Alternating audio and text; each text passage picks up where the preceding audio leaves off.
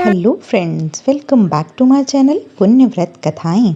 आज हम माघ मास का 22वां अध्याय सुनेंगे। इस अध्याय में लुमीश ऋषि वेदनिधि को देवदूती की कथा सुनाते हैं। तो आइए शुरू करते हैं। बोलो गणेश भगवान की जय। लुमीश ऋषि बोले, हे वेदनिधि, मैं तुम्हें देवदूती नामक वैष्णव ब्राह्मण की कथा सुनाता हूँ, जिसने पिशाच को मुक्ति दिलाई थी। तत्पश्चात लुमीश ऋषि बोले, देवदूती एक महान ऋषि थे।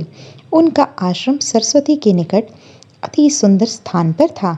उस आश्रम के चारों ओर अनेकानेक फल फूल वाले वृक्ष लगे हुए थे। चारों ओर सुंदर कुएं थे, जिनके चारों ओर सुंदर पक्षी चहचहाते रहते थे। आश्रम का वातावरण अत्यंत शांत तथा स्वर्ग तुल्य था।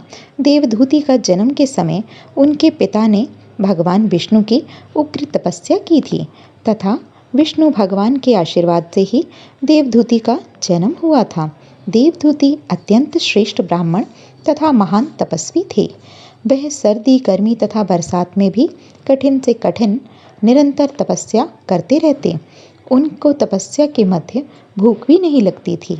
कभी कभी टूटे गिरे फलों को बीनकर रख लेते। लगातार तपस्या के कारण उनका शरीर क्षीण होने लगा। इस प्रकार अनेकानेक वर्ष बीत गए। वह हर समय हरि चरणों में भक्ति में लीन रहते। वेद मंत्रों का निरंतर पाठ करते रहते। श्रद्धा सहित विष्णु भगवान के चरणों में सहस्त्रों सुगंधित सुंदर पुष्प फल फूल अर्पित करते।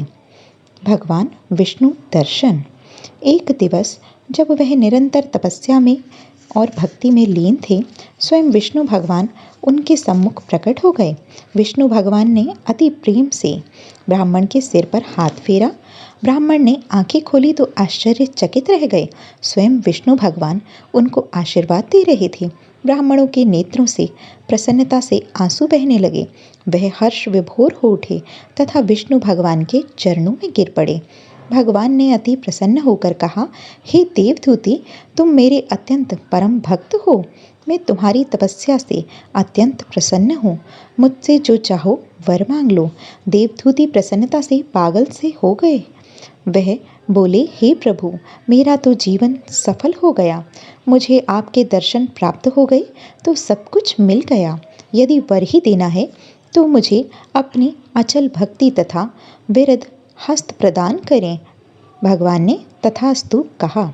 ऐसा ही होगा।